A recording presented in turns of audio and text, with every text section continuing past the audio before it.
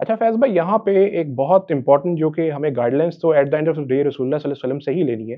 तो मैं ये ज़रूर जानना चाहूँगा कि इख्तिलाफ़ की सूरत में रसूलुल्लाह सल्लल्लाहु अलैहि वसल्लम की सीरत से हमें क्या सीखने को मिलता है कि आप सल्लल्लाहु अलैहि वसल्लम ऐसे कॉन्फ्लिक्ट्स को कैसे रिज़ॉल्व करते थे? बिकॉज़ हमने ये भी देखा है कि यहाँ पे जिस किस्म के लोग इख्तिलाफ़ात के अंदर बिहेव करते हैं, बहुत वियर्डली एग्रेसिव बिहेव करते हैं। लेकिन ये चीज़ भी इम्पोर्टेंट है कि कुछ लोग वाक़ई ही गुमराह होते हैं। ये नहीं मैं कहता और हम ये कह ही नहीं सकते कि हर बंदा ही जो है वो फ़ुज़ूल के अंदर इख्तिलाफ़ कर रहा है। कभी-कभी इख्तिलाफ़ बनता भी है और वो जायज़ भी होता है।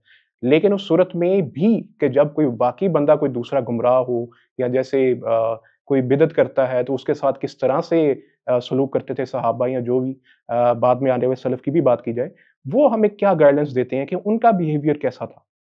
देखिए, अगर कोई शख्स जैसा आपने क्वेश्चन किया कि अगर वाक़ई में वो बिदअत और गुमराही की तरफ बुला रहा है और यकीनन हम ये नहीं कह रहे कि उनसे इख्तिलाफ़ नहीं होगा, बिल्कुल। बल्कि वो तो इख्तिलाफ़ की वो किस्म होंगी जो पसंदीदा है। इख्तिलाफ़ ममदूह है वो। मतलब वहाँ जो आदमी खुले कुरान और सुन्नत के टेक्स्ट के खिलाफ कह रहा है कि शिर्क करना जायज़ है, हुँ, किताब और सुन्नत की वाज़ेह दलाइल की बात कह रहा है कि अल्लाह के रसूल सल्लल्लाहु अलैहि वसल्लम ने ऐसा नहीं किया, ऐसा किया। नबी अकरम सल्लल्लाहु अलैहि वसल्लम के बारे में सहाबा की गवाहियाँ मौजूद है और उसके बाद भी वो एक अपनी राय उसमें लाकर रखता है, हुँ, तो बिल्कुल आप कीजिए। लेकिन इसका भी तरीक़ेकार है ना? मतलब उसके लिए भी एक देखिए, एक तो एक आम शख्स है जो बिदअत या शिर्क कर रहा है, उसको कुछ इल्म नहीं है। दूसरा वो शख्स है जो दाई इला ज़लाला जिसको कहेंगे, बिदअत और गुमराही की तरफ वो दावत देता है। हुँ, हुँ, मतलब वो जानता है और फिर दावत देता है उस गुमराही की तरफ। तो दोनों ही शक्लों में मैं ये कहूँगा हमारा जो रवैया हो ना नर्म होना चाहिए। मौक़िफ़ सख्त होना चाहिए। मतलब मैं अपने तौहीद पर अड़ा हूँ, किताब व सुन्नत की तरीक़ा ये है, सहाबा का अमल ये था। मौक़िफ़ मेरा मज़बूत हो, उसमें मैं अड़ावा भी हूँ, शिद्दत भी रखता हूँ। हुँ, हुँ, लेकिन रवैया मेरा जो है ना वो नर्म होना चाहिए। हमारे पास ये है कि मतलब इतना बुरा ट्रीटमेंट है कि कभी-कभार मतलब अगर मुझे तो आपके अतराफ़ में नहीं पता कितने नॉन मुस्लिम्स बसते हैं, परसेंटेज वैसे काफ़ी कम ही होगा। एग्ज़ैक्टली। लेकिन मैं यहाँ के एतबार से मिसाल दे सकता हूँ कि यहाँ ऐसा सलूक करते हैं लोग कभी-कभार लोगों के साथ कि नॉन मुस्लिम को आदाब बोलकर अच्छे से बिहेवियर करते हैं और मुस्लिम के साथ बात भी नहीं करना है। इस लेवल तक वो शिद्दत होती है। बिल्कुल, बिल्कुल। तो बहुत ताज्जुब की बात है। तो हमें दीन सिखाता है कि इख्तिलाफ हो तो उसका तरीक़ेकार, सलीक़ा क्या है?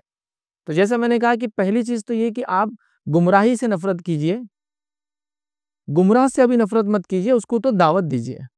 हुँ, अब गुमराह को आप गाली देकर, जहन्नुमी डिक्लेयर करके, आप उसकी इस्लाह कैसे करेंगे मुझे दरवाज़े तो पूरे बंद हो गए।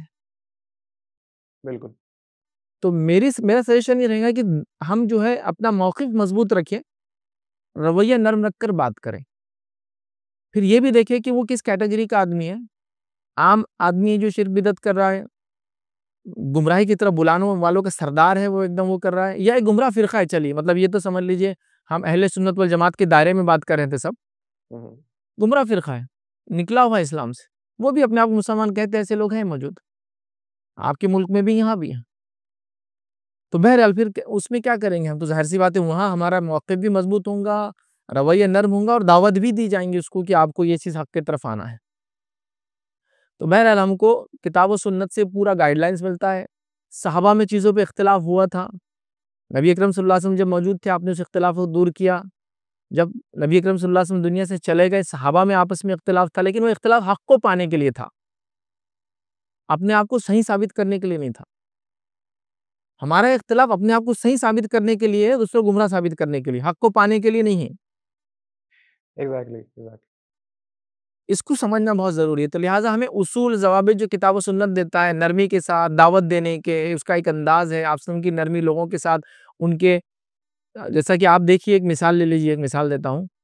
नबी अकरम सल्लल्लाहु अलैहि वसल्लम मौजूद है, सहाबा मौजूद है और एक शख़्स आके मस्जिद नबवी में पेशाब करने लग गया। हुँ, हुँ, सहाबा बहुत गुस्से में आए और उसकी तरफ दौड़ पड़े। आप वसल्लम ने कहा कि उसे छोड़ दो और उसको तकलीफ़ मत दो, क्योंकि पेशाब रोकेंगे तो एक तकलीफ़ होंगी, तुम दौड़ोगे तो वो अगर चलना शुरू कर दे तो जहाँ एक जगह गंदगी हो रही है, अब 10 जगह गंदगी होगी, है ना? भागने लगेगा, कोई धक्का दे देगा, पेशाब और फैल जाएगा।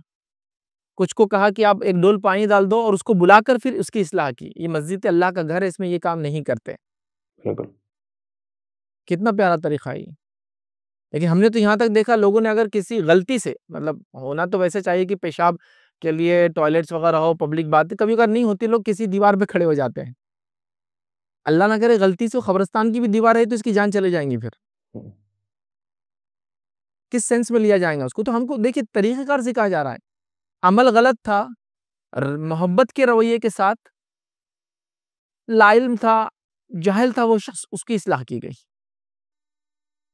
तो हमें भी जो है एक मोहब्बत और जिसको कहेंगे एक रवैये के साथ बेहतरीन अंदाज से दावत को समझते हुए उसकी इस्लाह करने की ज़रूरत है।